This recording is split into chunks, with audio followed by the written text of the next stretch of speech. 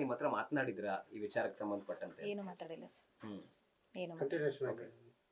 ಜೊತೆಗೆ ನಿಮ್ಮ ಮೇಲೆ ಇವಾಗ ಸಾಕಷ್ಟು ಆರೋಪಗಳನ್ನ ಕೂಡ ಮಾಡ್ತಾ ಇದ್ದಾರೆ, ಅದ್ರ ಬಗ್ಗೆ ಏನ್ ಹೇಳ್ತೀರಾ? ಜೊತೆಗೆ ಆ ವಿಚಾರದ ಬಗ್ಗೆ ನಿಮ್ಗೇನು ಗೊತ್ತಿಲ್ವಾ? ಇಲ್ಲ ಸರ್, ಗೊತ್ತಿಲ್ಲ. ಆರೋಪ ಮಾಡ್ದ ಯಾರು ಸರ್? ಆರೋಪ ಮಾಡ್ದಾರೆ ಯಾರು ಸರ್? ಆರೋಪ ಮಾಡ್ದಾರೆ ಯಾರು ಅಂತ ಹೇಳ್ಬೇಕಲ್ಲ ಸರ್.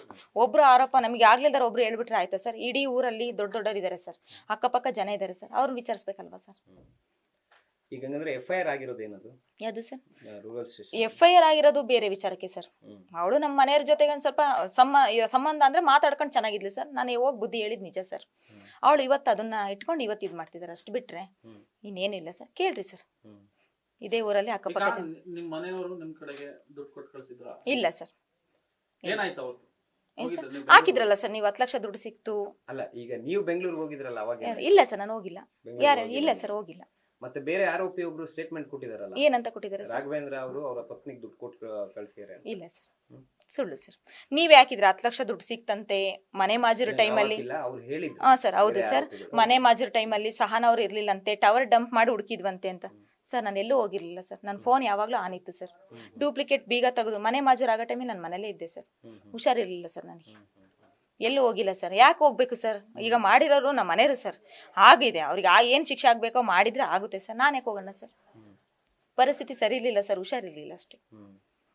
ಈಗ ಕೀ ಓಪನ್ ಮಾಡಿದಂಗೆ ಡೂಪ್ಲಿಕೇಟ್ ಕೀ ಇಲ್ಲ ಸರ್, ನಾನೇ ಬಂದು ಖುದ್ದಾಗಿ ನಾನೇ ಬೀಗ ತೆಗೆದು ಮನೆ ಒಳಗಿದ್ದೀನಿ ಸರ್. ಡೂಪ್ಲಿಕೇಟ್ ಕೀ, ಸಹನ ಡಂಪ್ ಮಾಡಿ ಹುಡುಕಿದ್ರು, ಟವರ್ ಡಂಪ್ ಮಾಡಿ, ಅವೆಲ್ಲ ಸುಳ್ಳು ಸರ್. ಲಾಯರ್ ನೆಟ್ಟಿದ್ದೀರಾ ಈಗ? ಗೊತ್ತಿಲ್ಲ ಸರ್, ಇನ್ನು ಆ ಕಡೆಯಿಂದ ಇಲ್ಲ ಸರ್. ನಮ್ ಜೀವನ ಮಾಡೋದೇ ಕಷ್ಟ ಸರ್. ಜೀವನ ಮಾಡೋದು ಮನೆಗಿರೋದೇ ಕಷ್ಟ ಆಗೈತಲ್ಲ ಸರ್. ಹೇಗಿದೆ ಪರಿಸ್ಥಿತಿ? ಇದೆ ಸರ್ ಪರಿಸ್ಥಿತಿ. ಅಲ್ಲ, ಮನೆ ಕಂಡೀಷನ್ ಯಾವ ಇದೆ ಸರ್? ಮನೇಲಿ ಒಂಚೂರು ರೇಷನ್ ಇಲ್ಲ. ನಮ್ಮ ಜೀವನ ನಮಗೆ ಗೊತ್ತೈತೆ ಸರ್, ನಾವು ಕಷ್ಟ ಪಡ್ತಿರೋದು ನಮಗೆ ಗೊತ್ತಿದೆ.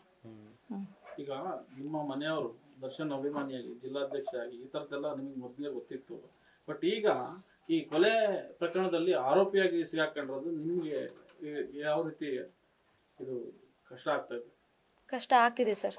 ಏನ್ ಮಾಡಿದಾರೆ ಏನ್ ಬಿಟ್ಟಿದ್ದಾರೆ ಅಂತ ಗೊತ್ತಿಲ್ಲ ಸರ್. ಅದಕ್ಕೆ ಪೊಲೀಸ್ ಇದೆ, ಕಾನೂನಿದೆ. ಅವ್ರು ತಪ್ಪು ಮಾಡಿದ್ರೆ ಅವ್ರಿಗೆ ಶಿಕ್ಷೆ ಆಗ್ಲಿ ಸರ್, ಶಿಕ್ಷೆ ಆಗ್ಲಿ ಸರ್, ಇಲ್ಲ ಅಂತ ಹೇಳಲ್ಲ. ಈಗ ಹೇಳ್ತಾ ಇದ್ರ ಈ ವಿಚಾರವಾಗಿ ಅಂದ್ರೆ ಬೆಂಗಳೂರಿಗೆ ಹೋಗೋದು, ಏನೋ ಕರ್ಕೊಂಡು ಹೋಗ್ತಾ ಇದೀವಿ ಬರ್ತಾ ಇದೀವಿ ಅಂತ.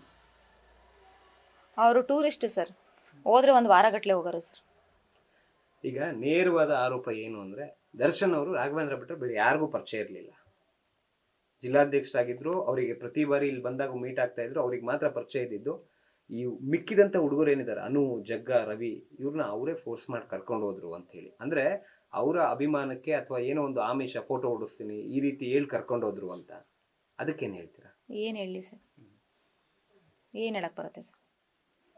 ಇವ್ರು ಏನಂತ ಹೇಳಿ ಕರ್ಕೊಂಡು ಹೋಗಿದಾರೆ ಅಂತ ನನಗೆ ಗೊತ್ತಿಲ್ಲ ಸರ್. ಅವ್ರು ಏನಂತ ಹೋಗಿದಾರೆ ಗೊತ್ತಿಲ್ಲ ಸರ್. ಈಗ ನ್ಯೂಸ್ ಫಸ್ಟ್, ನಿರ್ಭೀತಿಯಿಂದ ನಿಮ್ಮ ಪರವಾಗಿ.